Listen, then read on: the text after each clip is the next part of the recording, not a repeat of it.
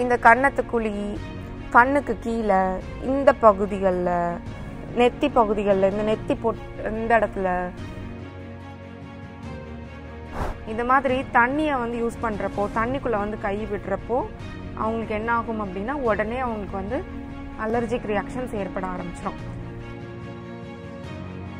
தும்மல் வந்ததுக்கப்புறம் மூக்கிலேருந்து அவங்களுக்கு நீர் வடிய ஆரம்பிச்சிடும். சில பேர்த்துக்கு மூக்கிலேருந்து நீர் வடியாமல் அந்த தண்ணி எல்லாமே உள்ளுக்குள்ளே தேங்கிக்கும். அது தேங்கிருச்சு அப்படின்னா மூக்கு அடைக்க ஆரம்பிச்சிடும். மூக்கால் பேசுகிற மாதிரி பேசுவாங்க. நார்மலாக அவங்களால பேச முடியாது.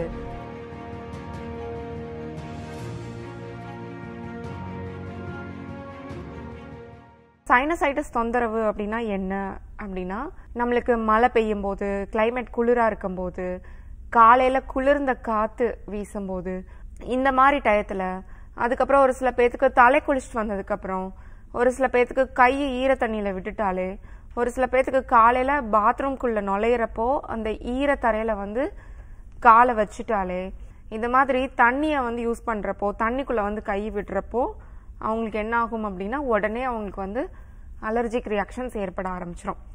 அந்த அலர்ஜி ரியாக்ஷன் ஆகி என்ன ஆகும் அப்படின்னா உடனே அவங்களுக்கு 10-15 தும்மல், 20 தும்மல், சில பேர்த்துக்கு 30-40 தும்மல் வந்து ஃபர்ஸ்ட் ஏற்பட ஆரம்பிச்சிடும். தும்மல் வந்ததுக்கப்புறம் மூக்கிலேருந்து அவங்களுக்கு நீர் வடிய ஆரம்பிச்சிடும். சில பேர்த்துக்கு மூக்கிலேருந்து நீர் வடியாமல் அந்த தண்ணி எல்லாமே உள்ளுக்குள்ளே தேங்கிக்கும். நம்மளுக்கு தலைப்பகுதிக்குள்ள தேங்க ஆரம்பிச்சிடும். ஒரு சில பேர்த்துக்கு பார்த்துக்கிட்டிங்கன்னா டஸ்ட்டுக்குள்ளே போகிறப்போ சென்ட் ஸ்மெல் ஒவ்வாமை ஏற்படுறதுனால, சில உணவுப் பொருட்கள் வந்து அவங்களுக்கு டைஜஷன் ஆகாததுனால, குளிர்ச்சியான உணவுப் பொருட்களை வந்து அடிக்கடி நம்ம யூஸ் பண்ணிக்கிறதுனால, சில பேர்த்துக்கு வந்து கேண்டீஸ், அதுவும் கலர்ஸ் வந்து போட்ட அந்த ஃப்ளேவர்ஸ் போட்ட அந்த கேண்டீஸ் அப்படின்னா மிட்டாய், அந்த கலர் போட்ட மிட்டாய் இதெல்லாம் எடுக்கிறப்போ, கலர் ஸ்வீட்ஸ் எடுத்துக்கிறப்போ, இந்த மாதிரி பல காரணங்கள்னாலையும் சில பேர்த்துக்கு ஏற்பட ஆரம்பிக்கும். அப்புறம் புகை, ஊதுபத்தி புகை, கம்ப்யூட்டர் சாம்பிராணி புகை, சென்ட் ஸ்மெல்லு, இந்த மாதிரிலாம் ஒத்துக்காம, தாளிக்கிற நெடி சில பேர்த்துக்கு ஒத்துக்காம இந்த சைனசைட்டிஸ் அலர்ஜி ஏற்பட ஆரம்பிச்சிடும். இந்த சைனசைட்டிஸ் அலர்ஜி ஏற்பட்டிருந்தது அப்படின்னா இந்த பகுதிகளுக்குள்ள என்ன மாறுதல்கள் வந்து ஏற்பட்டிருக்கும் அப்படின்னா, நம்மளுடைய தலைப்பகுதியில் அந்த கபால எலும்புல வந்து குழிகள் மாதிரி நம்மளுக்கு இருக்கும்.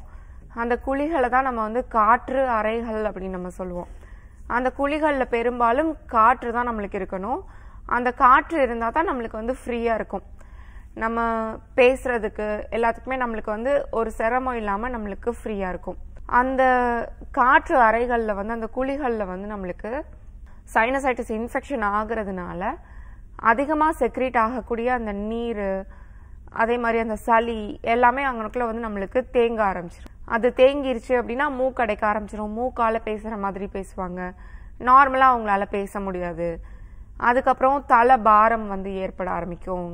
அதுக்கப்புறம் சில பேர்த்துக்கு வந்து மூக்கடைப்பு, மாறி மாறி நாசல் பிளாக் வந்து இருக்கும். வாய் வழியாக ப்ரீத் பண்ணிட்டு இருப்பாங்க. அந்த மாதிரி சில பேர்த்துக்கு இருக்கும்.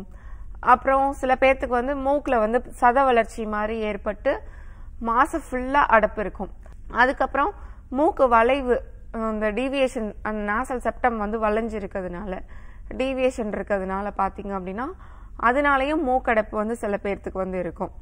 அந்த சளி வந்து எந்த இடத்துல போய் நம்மளுக்கு கோர்த்துட்டு நம்மளுக்கு நின்றுக்கிடுதோ அந்த சைடு நம்மளுக்கு மூக்கு வந்து நம்மளுக்கு அடைக்க ஆரம்பிச்சிடும். ப்ரீத்திங் வந்து வாய் வழியாக விட ஆரம்பிச்சிருவாங்க. அதுக்கப்புறமா இந்த கன்னத்துக்குழி, கண்ணுக்கு கீழே இந்த பகுதிகளில், நெத்தி பகுதிகளில், இந்த நெத்தி இந்த இடத்துல, அப்புறம் காதுக்கு பின்பகுதி இங்கனக்குள்ள, இந்த இடத்துல எல்லாம், தாடை பகுதி இங்கனக்குள்ளெல்லாம், அப்புறம் த்ரோட்டில் இந்த இடத்துல தொட்டு பார்த்தா சில பேர்த்துக்கு பெயின் இருக்கும். இது ஃபுல்லாக அவங்களுக்கு பெயின் வந்து ஜாஸ்தியாக இருக்கும். சில பேர்த்துக்கு வந்து ரொம்ப சிவியராக இருந்தது, இந்த பெடரி பகுதியிலலாம் வந்து நீர் சேர்ந்துக்கிடுச்சு அப்படின்னா அவங்களுக்கு வந்து கூடவே சேர்த்து தலை சுத்தலும் சேர்ந்துருக்கும். கழுத்து எலும்பு தேய்மானம் ஏற்படுறதுக்கும் அதிகமான வாய்ப்புகள் இருக்கு. கழுத்து வலியும் அவங்களுக்கு ஏற்பட ஆரம்பிச்சிடும். இதோட சேர்ந்து அவங்களுக்கு கான்ஸ்டிபேஷனும், அதே மாதிரி வயிறில் வந்து செரிமான கோளாறுகள் பிரச்சனையும் சேர்ந்து கூடவே இருக்க ஆரம்பிக்கும்.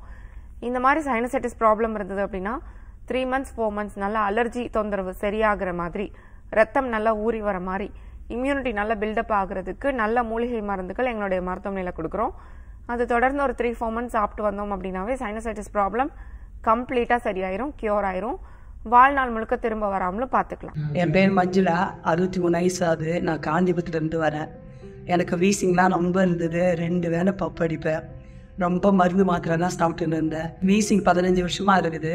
ஒரு மாதம் சுகர் வந்து 213 இருந்தது. இந்த மாதம் சுகர் வந்து 178 இருந்தது. சாப்பிட்டதுக்கு அப்புறம் அதுவும் குறைஞ்சிருக்குது.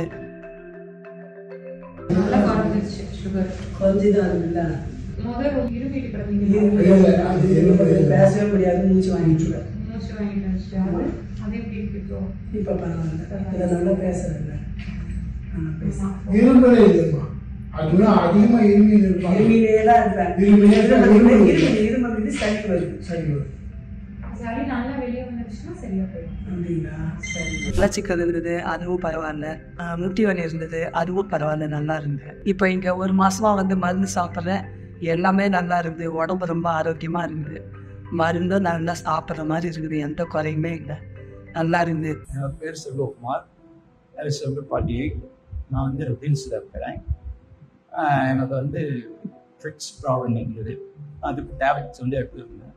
அதில் எனக்கு என்ன ஆயிடுச்சுன்னா வயிறு எல்லாமே வந்து ரொம்ப பெண்ணாகி மோஷன் வந்து லிக்யூட் பண்ணி அப்படியே போய்கிட்டே இருக்கும். என்ன சாப்பிட்டாலும் உடனே கேஸ் ஃபார்ம் ஆகி போகுது.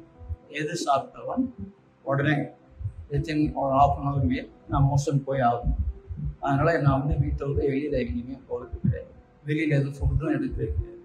வீட்டில் சாப்பிட்டாலும் உடனே வந்து போகும். ஒரு நாளைக்கு எப்படி தான் போகிறாரு 5 times. இந்த பிரச்சனை ஆரம்பித்ததுலேருந்து நான் வந்து வெளியில் வேலைக்கே போகலை.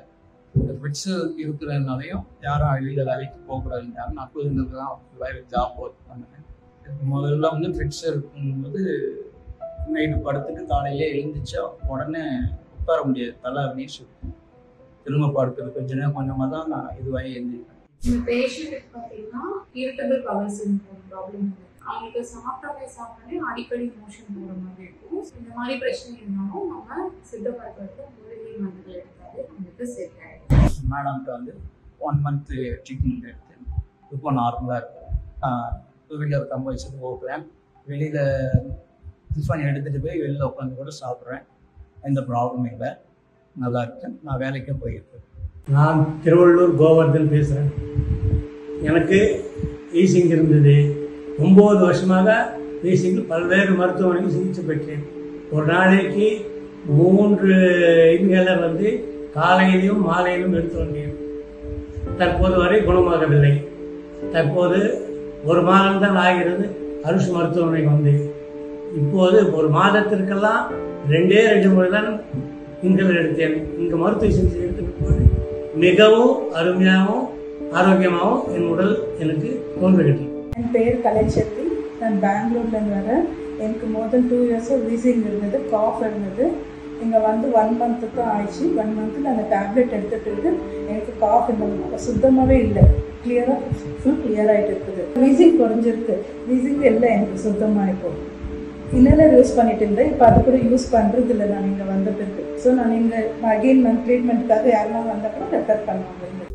ஆரூஷ் ஹெர்பல் ஹாஸ்பிட்டல்ஸ் சிறப்பு சிகிச்சைகள், ஆஸ்துமா, சொரியாசிஸ், முட்டிவலி, சைனசைட்டிஸ், சர்க்கரை நோய், முடக்குவாதம், உடல் பருமன், மூலம், பௌத்திரம், சிறுநீரக பித்தப்பைக்கல், முதுகு தண்டுவட வலி, இரத்த கொதிப்பு.